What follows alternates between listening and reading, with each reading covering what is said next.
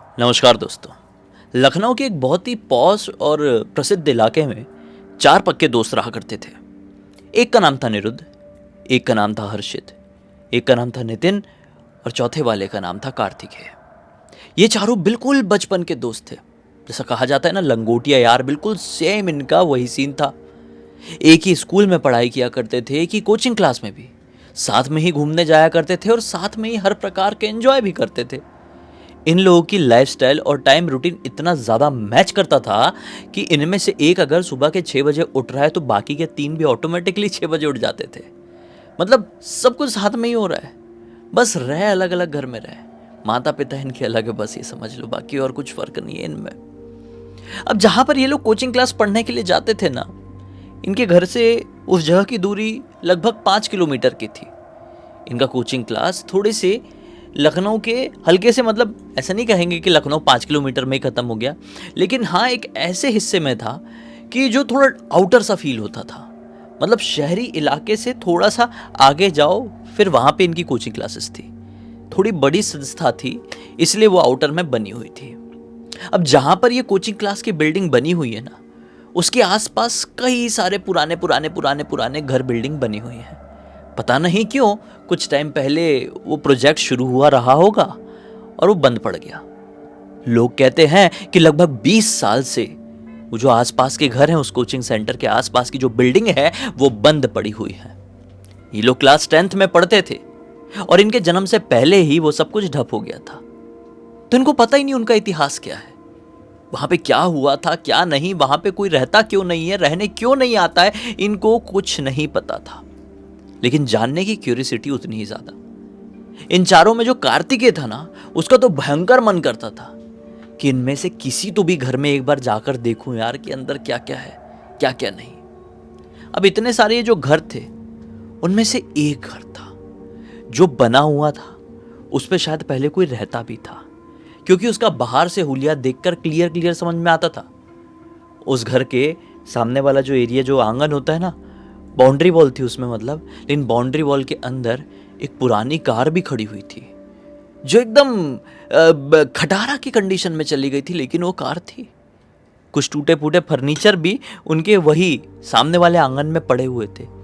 तो क्लियर देख के समझ में आता था कि इतने सारे जो पुराने घर हैं यहाँ पर, जो बंद प्रोजेक्ट के हिस्सा है, उनमें से ये जो घर दिखाई देता है ये वो नहीं है, ये कुछ अलग है। यहाँ पर कोई 100% रहता था, बाकियों में तो कोई रहने भी नहीं आया कभी, लेकिन यहाँ पर कोई रहता था। और किसी कारणवश उस इंसान ने, उस परिवार ने अपना पूरा घर छोड़ दिया। कार्तिकेय को हमेशा ये दिमाग में आता था कि चलो रहता था, ठीक बात है, छोड़ के चले गया तो और भी अच्छी बात है, नहीं जमा होगा, छोड़ के चले गया, लेकिन वो साला सामान लेकर क्यों नहीं गया अपना। उस घर में सारे सामान बाहर से देखने में ऐसा क्यों लगते हैं कि अभी भी मौजूद है। कोई ऐसा कैसे कर सकता है, अपने सामानों को छोड़कर कैसे अपना पूरा खानदान, अपना परिवार कहीं शिफ्ट कर सकता है। तो उसके मन में आता था कि एक बार तो इस घर में जाऊं, देखूं कि क्या है अंदर क्या नहीं, अंदर कौन रहता रहा होगा। जब भी अपने घर पे किसी से भी पूछता था कि मम्मी पापा हमारे कोचिंग सेंटर की तरफ तो आप लोग गए हो, वहाँ पे एक घर है, इन लोगों का कोई रिश्तेदार भी उसके आसपास रहता रहा होगा, इसीलिए इसके मम्मी पापा का भी आना जाना उस इलाके में था, ठीक है। तो ये अपने मम्मी पापा से हमेशा पूछता था कि हमारे कोचिंग सेंटर के पीछे की तरफ एक जो घर है जिसके सामने एक खटारा कार खड़ी रहती है, वहाँ पर कौन रहता रहा होगा। आप तो आते जाते हैं ना उस तरफ, आपको तो पता ही होगा। मम्मी पापा जब भी उस घर की बात सुनते थे कार्तिकेय के मुंह से, तो उसको डांट देते थे और चुप करा देते थे, और इसीलिए उसका उतना ही ज़्यादा मन करता था। बच्चों का ऐसा ही होता है, किसी भी चीज़ के लिए मना करो फिर वो वहीं जाना चाहेंगे, वही करना चाहेंगे। तो ऑटोमेटिकली कार्तिकेय के मन में ये आता ही था। एक दिन की बात है, जो कोचिंग क्लासेस में गए हुए थे, एक टीचर जी जो हैं वो नहीं आए थे, थोड़ा लेट हो रहे थे। तो बैठ के सारे बच्चे अपने अपने ग्रुप में अपनी अपनी बातें कर रहे हैं। ऐसे ही होता है ना, आप स्कूल जाओ, कोचिंग क्लासेस जाओ और टीचर नहीं आ पाए, थोड़ा लेट आए, तो आप अपना अपने ग्रुप में बैठ जाते हैं और दुनिया भर की बातें करने लगते हैं। फिर सर आएंगे, साइलेंट साइलेंट, चुप हो जाओ, पिन ड्रॉप साइलेंस, फिर चुप होते सब लोग, है कि नहीं। तो वैसे ही टीचर जी नहीं आए थे और ये अपने ग्रुप में बात कर रहे हैं। तो कार्तिकेय बात बात में अपने दोस्तों से कहता है, यार कैसा होगा कि किसी दिन अपनी कोई एक क्लास लगे ही ना, और हम चारों वो जो पीछे वाला घर है उसमें जाएं, देखें, एक्सपीरियंस करें कि वहाँ पे क्या क्या चीज़ें हैं, कौन रहता रहा होगा। तो बाकी सारे लोगों को, मतलब बाकी तीनों को अंदाज़ा ही नहीं। तीनों कौन, मतलब नितिन, हर्षित और अनिरुद्ध, इनको अंदाज़ा ही नहीं है कौन से घर की बात कर रहे हैं। फिर इसने डिटेल में समझा रहे, वो पीछे की तरफ जहाँ पर वो लाल खटारा कार खड़ी रहती है, वो धूल लगी हुई है पूरी, टूटा फूटा फर्नीचर भी है, एक लोहे का गेट है, वो वाले घर की बात कर रहा हूँ। इन लोगों ने बोले हाँ यार, वो घर तो बिल्कुल अलग लगता है बाकी के पुराने घरों से। ऐसा लगता है कि वहाँ पर कभी कोई रहता रहा होगा। ऐसा है तो सही में वहाँ पे हम जा सकते हैं कभी किसी दिन, लेकिन इस कोचिंग से कभी हमको छुट्टी मिले तब तो जा पाएंगे ना। कोचिंग क्लासेस इनकी ब्रेक होती ही नहीं थी। बस संडे का दिन था जिस दिन इनका ना ही स्कूल होता था ना ही कोचिंग क्लासेस होती थी। बात बात में ये डिसाइड हुआ कि जो कमिंग संडे है, उस रात को, संडे की रात को 10:30 बजे के आसपास हम चारों उस घर में एंट्री मारेंगे और देख दाख के आएंगे कि अंदर क्या है क्या नहीं। अब भैया 10:30 बजे वाली बात हुई तो घर पे परमिशन लेना भी तो ज़रूरी है, लेकिन अपने घर पर बताएंगे कि हम उस खंडर घर में जाना चाहते हैं, एक्सपीरियंस करना चाहते हैं, वहाँ पे कोई क्यों नहीं रहता है, वो ऐसा क्यों है। तो घर वाले क्या बड़े अच्छे से आरती उतार के बोलेंगे हाँ बेटा जाओ, तुम्हारा तो बहुत अच्छे स्वागत होगा वहाँ पे। घर वाले मारेंगे डंडे। ये बात इनको बहुत अच्छे से मालूम थी कि हम तो इतनी इजीली अपने मम्मी पापा को मना नहीं पाएंगे। इसलिए इन चारों ने अपने घर पे एक जाल बुने, ये बोलकर कि हम प्रैक्टिकल की तैयारी करने के लिए जा रहे हैं। कुछ ही दिनों में हमारे प्रैक्टिकल शुरू होने वाले स्कूल में, और उसी के चक्कर में हमको एक प्रोजेक्ट दिया गया है और उस प्रोजेक्ट में हम चारों की टीम है। तो हम एक दूसरे के घर पे जा रहे हैं, मतलब एक दूसरे घर पे इन द सेंस, जैसे कार्तिकेय है, कार्तिकेय ने बोल दिया कि मैं नितिन के घर पर जा रहा हूँ, नितिन ने बोल दिया कि अनिरुद्ध के घर पे, और अनिरुद्ध ने बोल दिया कि कार्तिक घर पे। ऐसा मतलब ऐसा उल्टा पुल्टा सबने चक्री घुमा दिए और फिर अपनी अपनी साइकिल लेके चारों अपने घर से बाहर निकले। एक पर्टिकुलर डिसाइड की हुई लोकेशन पे मिले और वहाँ से चारों अपनी अपनी साइकिल से अपने कोचिंग सेंटर के सामने पहुँचे। कोचिंग सेंटर के सामने ही अपनी साइकिल लगाए कि किसी को भी शक ना हो कि उस खंडर के सामने कौन आया हुआ है, वहाँ पे किसकी साइकिल खड़ी। इसलिए इन चारों ने अपने कोचिंग सेंटर के सामने अपनी साइकिल लगाए हैं और फिर उतर के दबे पाँव उस घर की तरफ बढ़ गए। चारों के पास अपना अपना मोबाइल फ़ोन है, उसकी फ्लैश लाइट ऑन की है। जैसे ही ये उस गेट के सामने पहुंचे हैं तो ना अजीब सी ठंड लगने लगी चारों को, अजीब सी घबराहट होने लगी। नहीं, ये कोई खास ठंड का मौसम नहीं था, लेकिन पता नहीं इनके शरीर में ये अजीब सी सिरहन क्या थी, जैसे कि मानो कुछ इनको यहाँ से भगाने की कोशिश कर रहा हो। कुछ अनदेखी यहाँ पर शक्ति है जो यहाँ से इनको बस कैसे भी करके दूर भेजना चाह रही है। लेकिन फिर भी ये सब कुछ समझने के बाद भी ये चारों कूद फांद के उसके गेट के अंदर घुसे। गेट के अंदर आ गए तो अब टारगेट था कि वो दरवाज़ा जो है लकड़ी का, उसको खोल के अंदर जाना है। दरवाज़ा सिर्फ कुंडी से ही बनता, कोई ताला नहीं लगा हुआ था। कुंडी को खोले, जैसे ही अंदर गए, अंदर इतनी गंदी स्मेल फैली हुई है जिसकी कोई लिमिट नहीं। ये स्मेल थी बहुत सारे कौवों की। लिटरली ज़मीन में कौवे ऐसे बिखरे पड़े हुए, मृत मरे हुए, जैसे कि मान लो वो असली नहीं बल्कि खिलौने हो और ऐसे पड़े हों। बिछे हुए थे चादर के जैसे, इतने बड़े हॉल में वो बिछे हुए थे और उनसे ही स्मेल आ रही थी। इस नज़ारे को देखकर अनिरुद्ध इतना ज़्यादा घबरा गया कि ऊपर से नीचे तक कांपने लगा था कि ये क्या है भाई, इतने सारे कौवे एक ही जगह पर आकर क्यों मरे हुए हैं, ये जगह ठीक नहीं लग रही, यहाँ से चलते हैं। अब अनिरुद्ध को इन तीनों ने समझाए कि अरे भाई तू फालतू में इतना डर रहा है, ये बहुत दिन से बंद पड़ा हुआ है, हो सकता है किसी खाने वाने की तलाश में आए रहे होंगे अंदर और ऐसे मरमुरा गए, बाहर निकलने का रास्ता नहीं मिला तो छोड़ना। देख इस घर में कितने सारे सामान रखे हुए हैं, पुराने पुराने एंटीक, चलना देखते क्या क्या है। अनिरुद्ध की इन लोगों ने हिम्मत बढ़ाए और आगे बढ़ गए। आगे एक और दरवाज़ा था। ये दरवाज़ा बड़ा ही विचित्र लग रहा था, लाल रंग का दरवाज़ा। ये घर कोई ऐसा अल्ट्रा मॉडर्न नहीं था, नॉर्मल था, पुराने एस्थेटिक और पुरानी डिज़ाइन का बना हुआ था। पुराने ही सामान यहाँ पर रखे हुए थे, लेकिन इस घर में एक लाल, चटक लाल दरवाज़ा किस चीज़ की तरफ इशारा कर रहा था। घर का हर एक फर्नीचर सड़ा हुआ, पुराना और चीज़ें जंग खाई हुई दिख रही थी, लेकिन ये दरवाज़ा अभी भी चम चम चमक रहा था, जैसे कि मानो जिसे देखकर लग रहा हो कि अभी से कुछ दिन पहले ही तो इसको बनाया गया है।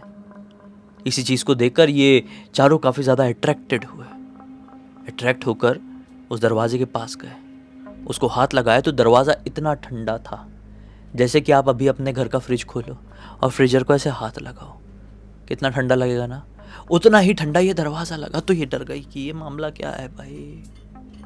अब इन चारों में कार्तिकेय ही था जो थोड़ा कम डरता था चीज़ों से।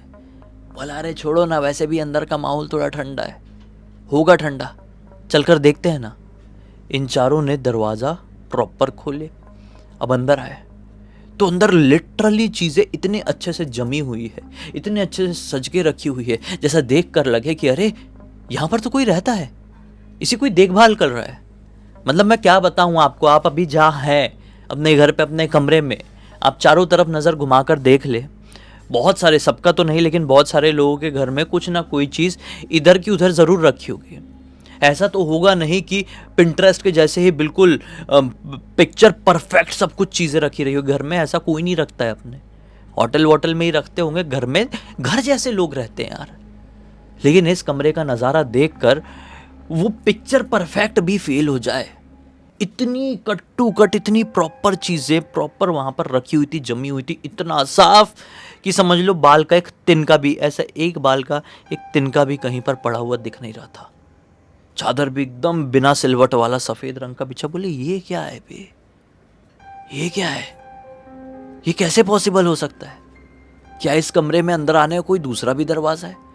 नहीं, ना ही कोई दरवाज़ा था और ना ही कोई खिड़की, सिर्फ एक ही दरवाज़ा। ये बड़े हैरान हुए कि ये कैसे हो सकता है, लेकिन अब अंदर आ गए। क्यूरियोसिटी डबल ट्रिपल हो चुकी है, देखना है चीज़ों को, समझना है कि क्या है क्या नहीं। अब गए, आगे बढ़े, अलग अलग चीज़ों को उठा उठा के देखने, बड़ी सुंदर सुंदर चीज़ें। एक डब्बा था, वो डब्बा भी बड़ा यूनिक दिख रहा था, एकदम एंटिक स्टाइलिश। उस डब्बे को खोला अपने अनिरुद्ध ने, उसके अंदर बहुत सारी ज्वेलरीज रखी हुई थी। अब ये जो ज्वेलरी थी सोने की थी या नहीं थी मालूम नहीं, लेकिन देखकर वो इतनी चमक रही थी कि लग नहीं रहा था कि सोने की होगी, क्योंकि हर चमकती हुई चीज़ सोना नहीं होती। और ये कहावत अनिरुद्ध बहुत अच्छे से जानता था, और ये ज़्यादा ही चमक रही थी। इन्हीं चीज़ों के बीच में एक अंगूठी रखी हुई थी, सिल्वर टाइप की थी, और उसके ऊपर हरे रंग का इतना बड़ा नग लगा हुआ था। बहुत प्यारा लग रहा था, इतना प्यारा कि कोई भी उसको देखे। था तो वो एक लड़की की अंगूठी, लड़की का नग, लेकिन कोई लड़का भी देखे ना तो उसको ऐसा लगे यार क्या चीज़ है यार, मैं भले ही इसको पहनूंगा नहीं लेकिन अपने साथ अपने घर पर हमेशा रखूंगा। वो वाली अट्रैक्शन थी उस पर। ना जाने क्यों उसका मन किया, सेम मन किया, उसने वो अंगूठी अपने जेब में डाल लिया। ऋतुराज के बाकी के दोस्त नहीं, ऋतुराज बोल रहा हूँ, अनिरुद्ध के बाकी के दोस्त ये देख नहीं पाए, इन्हें जेब में डाला और अलग अलग चीज़ें देखे। 10-15 मिनट यहाँ पर इन्वेस्ट किए ही होंगे, टाइम पास इन लोगों ने किए ही होंगे कि खड़ खड़ खड़ खड़ खड़ खड़ खड़ खड़ खड़ खड़ खड़ खड़ खड़ खड़ खड़ कुछ तो भी आवाज़ सुनाई देने लगी। ये आवाज़ कहाँ से आ रही थी मैं बताऊँ? जहाँ पर ये लोग खड़े हैं उसी कमरे के जस्ट ऊपर से।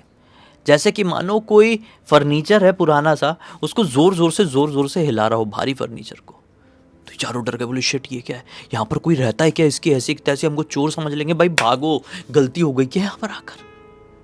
एक्चुअल में यहाँ पर कोई नहीं रहता था, लेकिन इस घर में ये हो क्या रहा था नहीं मालूम, क्योंकि ये काफ़ी समय से यहाँ पर कोचिंग आते थे, इनको मालूम था यहाँ पर कोई रहता नहीं, लेकिन रहने जैसे कैसे सबूत मिल रहे, फिर भी ये भागे वहाँ से। भागे भागे बाहर साइकिल में सवार हुए और अपने अपने घर की तरफ जाने लगे। आधे रास्ते तक पहुँचे होंगे और ये अनिरुद्ध सबसे आगे चल रहा था। अचानक से उसकी साइकिल ऐसे लहराने लगी। वो तेज तेज साइकिल चला रहा था, पहले तो सबको लगा कि ऐसी लेट हो गए करके तेज तेज चला रहा होगा, लेकिन पीछे चलते हुए तीनों ने नोटिस किए कि उसकी साइकिल अजीब तरीके से लहरा रही है पूरे रोड में। तो मजाक करते हुए पीछे से कार्तिक ने बोला, अरे भाई अनिरुद्ध क्या पागल हो गया है क्या, थोड़ा आराम से तो चला, क्या पूरी रोड में क्या लहरा रहा है, हाँ कोई पीछे से आके उड़ा देगा, चोट लग जाएगी।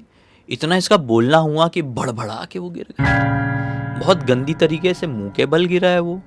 यहाँ पे दांत इतना टूट गया उसका, सामने वाला ही दांत टूट गया और एकदम बेहोश जैसा हो गया। लाल पानी एकदम रोड में, अरे अरे अरे अरे अरे अनिरुद्ध अनिरुद्ध अनिरुद्ध, जैसे तैसे करके उठाए हैं उसको। भाई पीछे से आ रही होगी एक कार वाले अंकल अच्छे निकले, उनसे लिफ्ट मांगे और हॉस्पिटल लेकर पहुँचे। हॉस्पिटल में तुरंत फ़ोन किया गया, इसके घर वाले वहाँ पर पहुँचे हैं। घर वालों को इन लोगों ने कुछ नहीं बताया, डरे हुए थे। जैसे ही अनिरुद्ध के घर वाले आए, ये तीनों वहाँ से कट लिए, कट के अपने अपने घर पे टेंशन में। रात ही इनमें नींद ही नहीं आई इनको कि क्या हो गया होगा, अनिरुद्ध ठीक होगा कि नहीं। अगर अनिरुद्ध के घर वालों को पता चल गया तो हमारी तो खटिया खड़ी हो जाएगी, क्योंकि हमारे घर तक भी बात पहुंचेगी। दुनिया भर की सारी चीज़ें इनके दिमाग में नाचने लगी। फिर क्या था, अगला दिन निकला और ये लोग स्कूल गए। स्कूल में अनिरुद्ध नहीं आया। इनको चिंता हुई कि अनिरुद्ध क्यों नहीं आया। दोपहर में जब छुट्टी हुई तो अपने अपने घर जाकर बैग रखकर म्यूचुअली डिसाइड करके डायरेक्टली ये लोग अनिरुद्ध के घर पर पहुंचे। अनिरुद्ध के घर पर पहुंचे तो क्या पाए कि अनिरुद्ध के घर पर तो उसके मम्मी पापा और उसका भाई बड़ा परेशान है। अनिरुद्ध ने घर की चीज़ों को तोड़ फोड़ रखा हुआ है और पूरे घर में निर्वस्त्र बिना कपड़ों के भाग रहा है। और घर के दीवार में जगह जगह पर लाल पानी के धब्बे हैं। मतलब वो जगह जगह पर दीवार पे कोनों में धड़ धड़ धड़ अपना सर मार रहा था। और उसका सर यहाँ से वो हो गया था, और उससे जो लाल पानी निकल रहा था वो जगह जगह पर लगा हुआ था। इसके दोस्त इस नज़ारे को देखकर कुछ सेकंड के लिए स्तब्ध रह गए। अपने दोस्तों को देखकर वो और भी ज़्यादा हाइपर हो गया और ज़ोर ज़ोर से अपने आप को पीटने लगा। फिर इसका भाई बोलता है, अनिरुद्ध का भाई बोलता है, अरे तुम लोग क्या मूर्ति बन के खड़े रहोगे या फिर मेरे भाई को पकड़ोगे भी। ये लोग भी हड़बड़ा के गए, उसको पकड़े। और फिर उसी समय अनिरुद्ध की मम्मी ने बोली अनिरुद्ध के पापा से कि अब ज़्यादा हो चुका है, आप फ़ोन करके किसी तांत्रिक बाबा को बुला ही लीजिए। डॉक्टर को तो मामला है नहीं, सुबह से बुलाकर 2 डॉक्टर को चेंज करके देख लिए हैं। फिर क्या था, ये तीनों तो काँप रहे थे भाई, अपने दोस्त को भी संभाले और काँप भी रहे कि भाई ये चीज़ हमारे ऊपर आएगी। पापा गए जल्दी से तांत्रिक बाबा को अपनी कार में लेकर आए। तांत्रिक बाबा घर के अंदर प्रवेश किए और घर का नज़ारा देखकर ही शॉक्ड रह गए और तुरंत ही बोल दिए कि इस घर का नज़ारा देखकर तो कोई भी बोल दे कि ये किसी इंसान का काम नहीं है, ये एक शैतान का काम है। आपके घर में शैतान का प्रवेश हो गया है, किसी ना किसी की जान लेकर ज़रूर जाएगा। इस चीज़ को सुनकर कौन सी माँ अपने आप को संभाल पाएगी। फूट फूट कर रो पड़ी, फूट फूट कर। तांत्रिक बाबा ने समझाया कि इतना मत रोइए, आपका पूजा का कमरा कहाँ पर, ले चलिए हमें। उनको पूजा कमरे तक ले जाया गया। उन्होंने अपना आसन बिछाया। माता काली के बहुत बड़े भक्त थे वो, उनके साधक थे। उनका नाम लिए, उनके कुछ मंत्र पढ़े हैं। वो मंत्र ऐसे बोले नहीं जा सकते यहाँ पर। अपने यहाँ पर थोड़ा सा विभूति लगाए हैं और थोड़ी देर यहाँ पर ऐसा मले, लड़के को सामने लेकर आओ, वही विभूति लड़के को कंट्रोल में करके रखें। उसके पापा, उसका भाई, उसका तीनों दोस्त उसके सर पे भी ऐसा ऐसा लगाए हैं, जैसे कि मानो टेलीपैथी टाइप की हो रही है। उसकी दिमाग की चीज़ें अपने दिमाग में डाल रहे हैं। कुछ सेकंड तक ये चलता रहा, ये करते।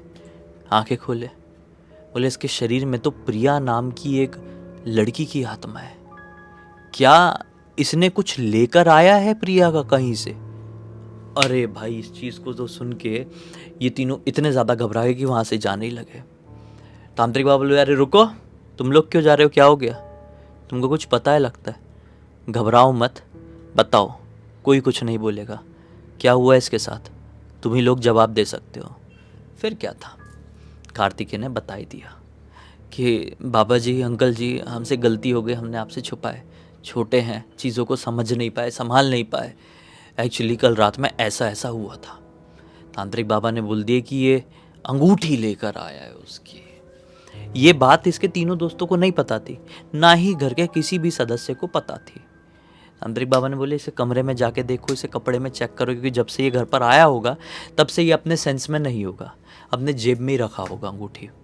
गई भागते हुए उसकी मम्मी और अनिरुद्ध का जेब में टटोली, एक अंगूठी मिली भाई। अरे तांत्रिक बाबा ने इतना डांट लगाया ना, फिर इतना डांट लगाया कार्तिकेय, नितिन और हर्षित को, बहुत डांट लगाया। बोले कि ये तो बहुत बड़ा अनर्थ हो गया है। एक काम करो, पहले तुम तीनों अंकल के साथ जाओ, अनिरुद्ध के पिताजी के साथ जाओ और इस अंगूठी को वहीं पर छोड़ कर लेकर आओ।